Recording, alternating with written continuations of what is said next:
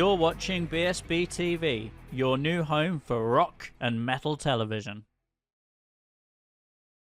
Hi, this is Jamie with BSB TV, brought to you by Blossom Media, and we're in Washington, D.C. to cover Warped Tour, where we're asking bands and crew the questions you want to know.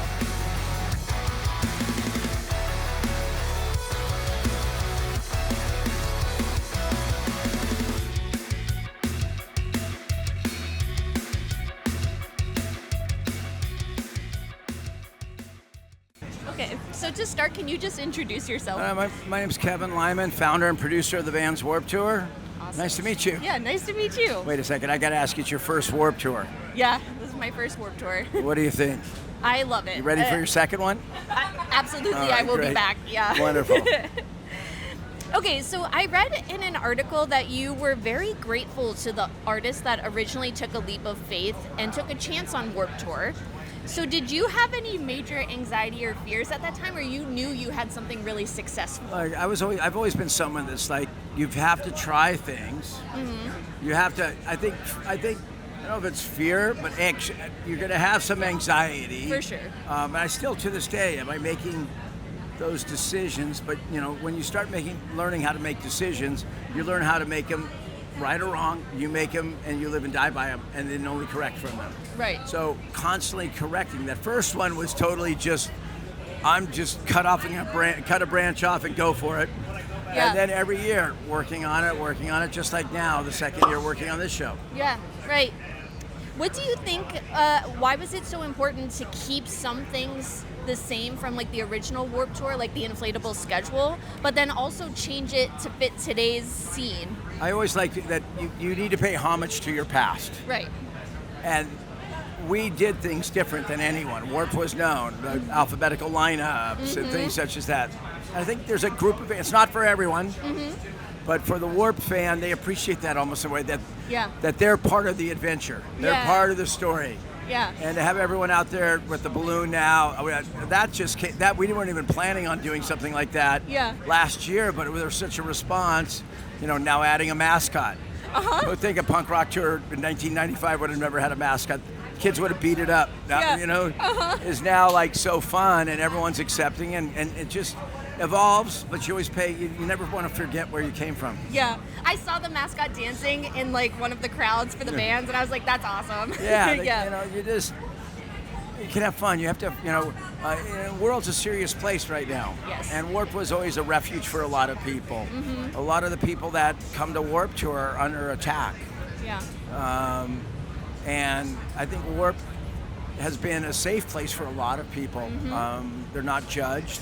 Yes. You know, people like, you know, and it's important to have that space right now. It's important to have that space today, especially. And I keep trying to and it evolved. You know, I think it warped it and it evolved into that. You know, and I'm really happy that that's been part of it. It really is a community. Yeah. And that's what we lost during the pandemic. We lost a lot of things about community. So my students helped me, encouraged me to do something like this. Yeah, that's great. And we're happy that you did. And now so many of my students are involved in this, so they're going to be the next generation that can hopefully take it out and do something. Yeah, great. So you helped to launch or accelerate the careers of countless artists. So when you saw bands like Blink-182, Paramore, or My Chemical Romance, what was one thing that you thought they all had in common? I mean, I worked in the clubs like 320 nights a year. So I saw many bands come and go, and you can go all the way back to Jane's Addiction, the Red Hot Chili Peppers. You watch a band and you start to get that innate, that feeling, gut feeling when you see that band, that this band needs a broader audience, and if you could help take them to that broader audience. Yeah. So when Hayley Williams was brought by her father in a station wagon to my other tour, Taste of Chaos, and I let her play on a stage, I go, oh my gosh, this person, you know. She's a force. You kind of know. And then a lot of times, it's the people around them, nurturing them, that allows them to become a Hayley Williams who she is now, a very strong woman. And ups and downs, never a perfect path, but it's also the people around them that help them, nurture them along the way versus forces them along the way. Yeah, that's great. What's a big green flag that you have when you meet a band for the first time? Kind of like I don't want to meet them so often now. I'm meeting young bands. I just spent the morning sitting with XCOM who played. I mean, they're young. Yeah. But you know what? They were kind of. You don't demand respect or something, but it was very nice. They were very courteous. They were very polite. Now you go up on stage and they're punk, but yeah. I just you get a vibe. You hate to say vibe, but you do. Yeah, true. Yeah. You do, and genuinely nice people. Yeah. And as you see back here, we try to encourage to have nice people working back here. Yes. 'Cause that just filters out all the way around. And it makes it a place where people really want to go. I hope so. Yeah.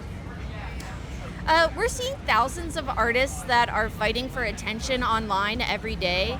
Do you think great music is still enough, or do you think artists need to be creators and personalities? It is all about, I teach it in college, kind of, sadly, it's about building your brand and who you are, and everyone builds in different ways. Yeah. Right now we're in this phase where it's going to be Instagram or TikTok or something a lot of times. I mean, some of the bands that we have on this show, like the Fluorescents, have a presence, or Paradox has developed that, but you still have to have great songs behind it. Yeah. And then meeting them in person, they're great people. Yeah. Is there a band or song that you're listening to or watching out for right now? I honestly, I had mentioned the Fluorescents. I really like their in this genre of music. Yeah. But honestly, sometimes lately I've been kind of mellow. So I listen to bands like artists like Leon Bridges or Hozier. Yes, I love it. Or Chris Stapleton sometimes. Yeah. But I think by listening to that, all of a sudden I can respect this music even more because I'm not listening to it all the time. Yeah. Yeah. All right. That was all I had. Well, thank you so much. Very nice to meet you. Yeah, you too. Thank you so much. Want to find your next favorite artist before they blow up? Best new rock song I've seen maybe in 10 years. Check out BSB TV, where we bring you the hottest new artists and music legends every week. Favorite music video I've ever seen. Get the inside scoop from pros. Again, not announced yet. That is a BSB exclusive. Hear fresh tracks and see what happens when rising stars meet the people who can launch their careers. This is exactly what labels in the United States are looking for. I will wear some piece of BSB TV merchandise on stage for that.